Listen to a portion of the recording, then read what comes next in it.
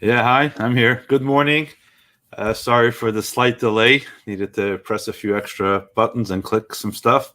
But good morning. Hope you're all doing well. If you're tuning in during the day, I hope you're having a great and wonderful day. Well, the end is near. The end is here. We've finally reached the 12th big idea of the 12 big ideas. It's a journey that began a few months ago when we started a journey without a very clear destination of where life would lead us. And I'm sure we're still not exactly clear where we hold in this whole corona rehab, as we'd call it.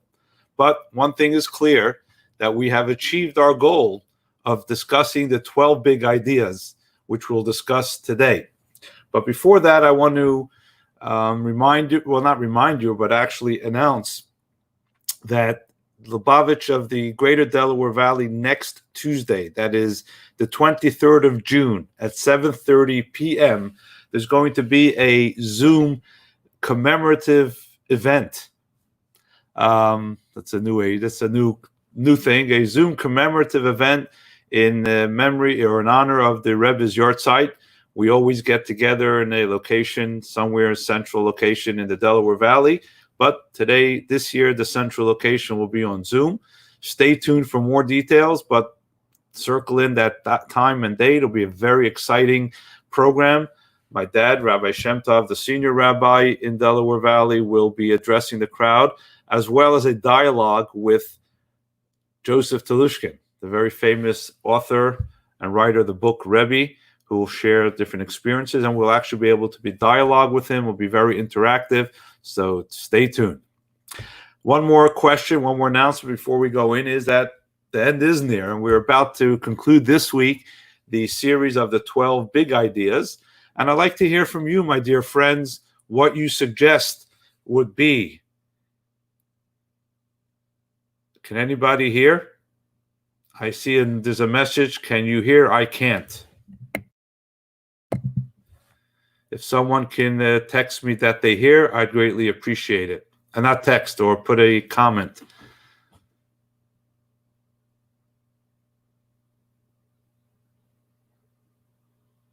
Can somebody either text me or let me know they hear? So, yeah, I hear. Okay, Nadine, thank you very much for letting me know that. Okay, so whoever doesn't hear, just turn on the volume, because obviously we're here. It just reminds me of the story of I got it all. Thank you very much. But what were we talking about? Yes. So as we're finishing the 12 big ideas, I'd like to hear from you this time. Maybe you have suggestions of a new series of conversation that we can have as we continue these broadcasts. Today and Thursday, I'll be dealing with the final of the 12 ideas, and I'm interested to hearing any suggestions for how we should move forward on different topics. So let's get to the topics. Let me get here. The end is near. We're now at the final verse of the, get the screen up. We're here at the final verse of the 12 big ideas. We went through months ago on big idea number 1 that talks about guidance. We went through all this, and now we're at number 12, the big idea of joy. And you ask yourself a question, what is so huge? We know what's so huge about this idea, because having joy isn't so simple. But we've gone through so many things. Why does this come at the end of the journey of the 12 big ideas? If you remember, our past idea was huge. It talks about the clarity of purpose, of being able to create what we call a dwelling place for the Almighty, for our Creator in this world. And we explained that means that the values of our world, of course, God exists everywhere according to Jewish belief. God is infinite. Infinity, by definition, means God is everywhere. So what does it mean to create a world for God and a home for God in this world if God is here anyway? And the idea was to make God comfortable in this world. You have a house and you have a home. And are the ideas, are the values that our Creator has instilled as a guide for creation, are they being appreciated? I mean, that's a huge idea, to have a clarity of purpose. What could be bigger than this?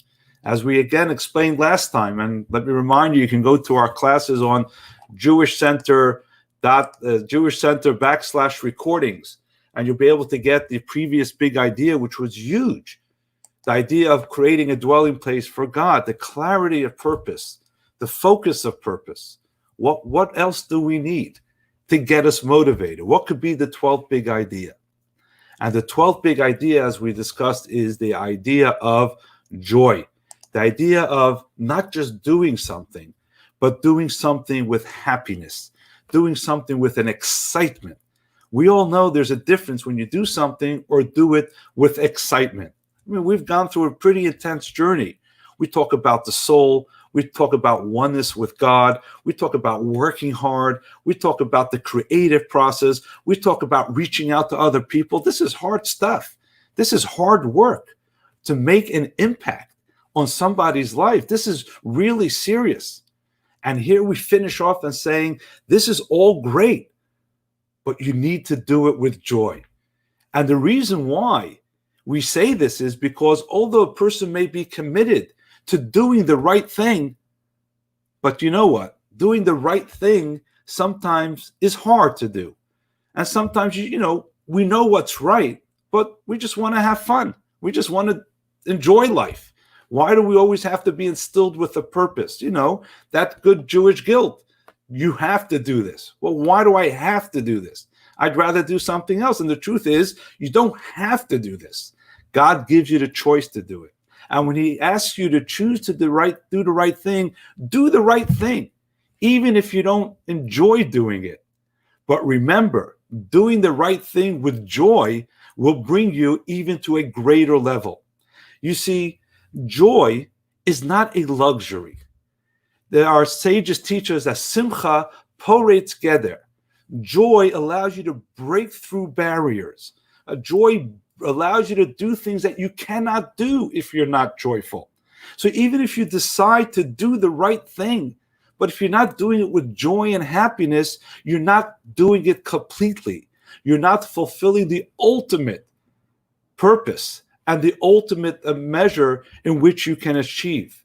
So joy is really not a luxury. It's not I'll do it. I don't have to be happy. Well, you don't have to be happy.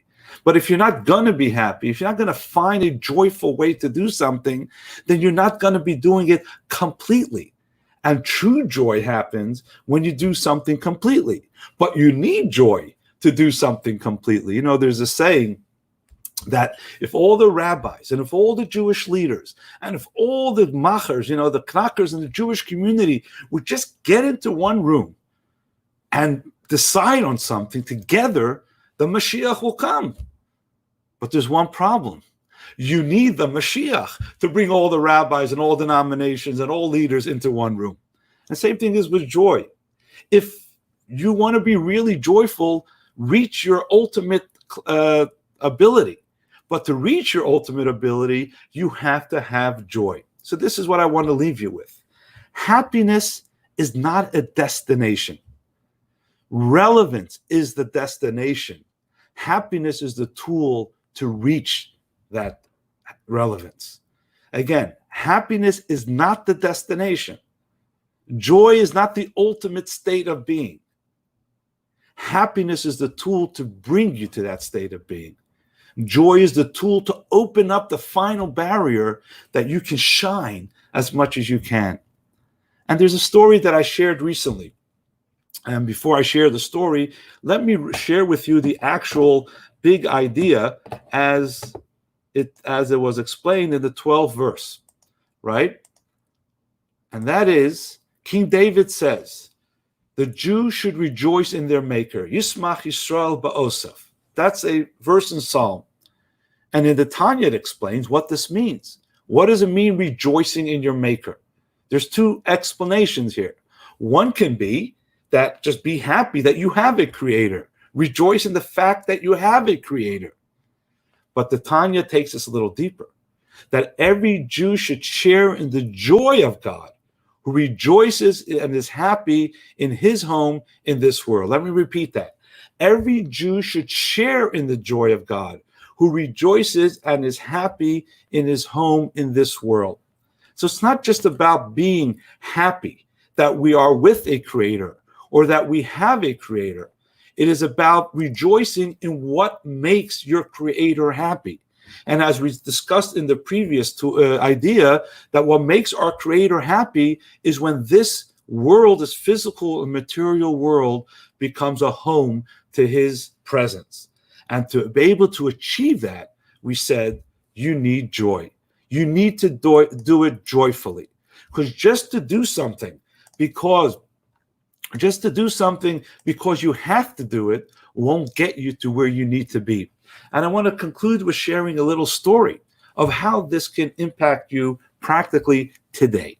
And I shared this story recently in one of my classes about a very known Jewish diamond dealer in England. He was one of the leading diamond dealers of his time, Mr. Freddie Hager. And Mr. Freddie Hager was a very important businessman, but he had a lot of stress, and he wasn't always the most optimistic. And he has certain issues that he discussed with the Rebbe in a private audience. And the Rebbe tells him, you're too down. You're too negative. You need to hang around positive people. And in fact, he took that to heart. And as he started hanging around more positive people and more positivity, that allowed him to be more successful. It's a very powerful story, but it's a very practical story in how we can apply this big idea of joy in being able to open us up. Hang around positive people. Now, if you're staying at home and you're in seclusion, you can still apply this. Listen to positive news. Listen and read positive ideas.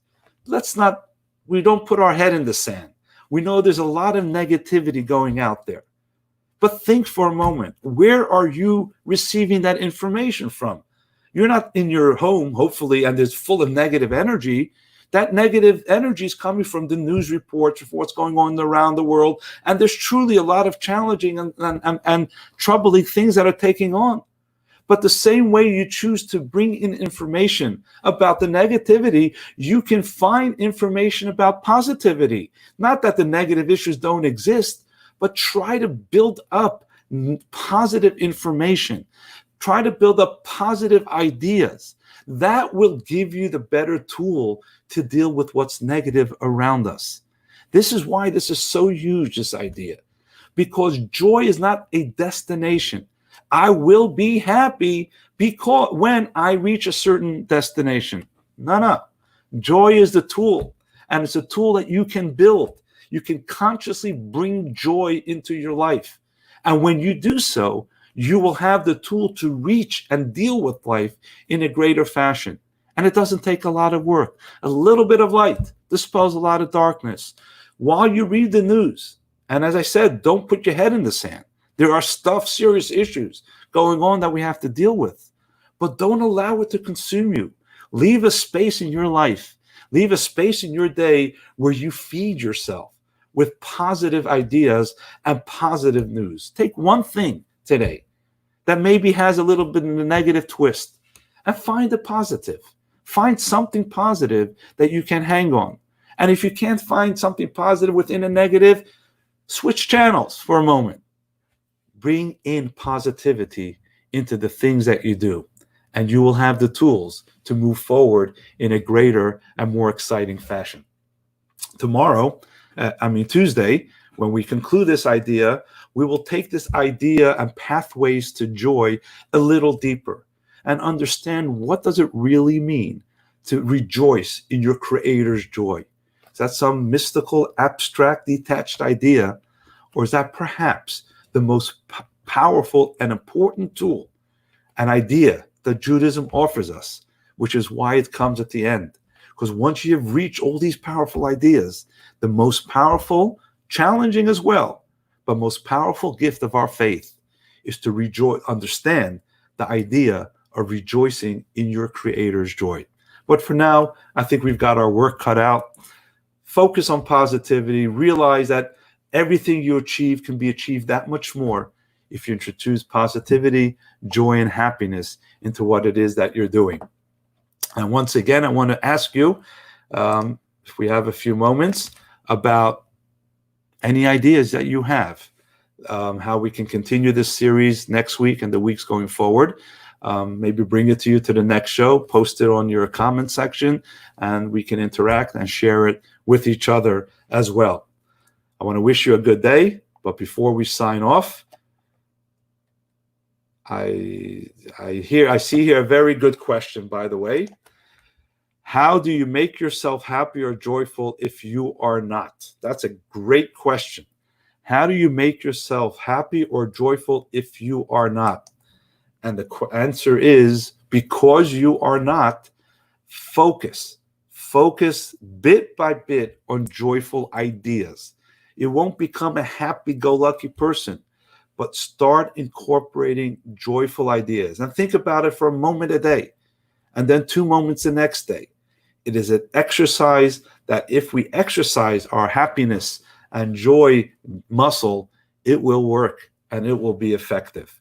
I want to, just before I sign off, remind you again about next Wednesday at 7:30, next Tuesday at 7:30 p.m. That's June 23rd, about the virtual get-together in honor of the Rebbe's Yahrzeit. And as I said, you'll be hearing more about this in the days to come, in the, I guess, the week to come. It's a week away. And make it a positive day. Shalom.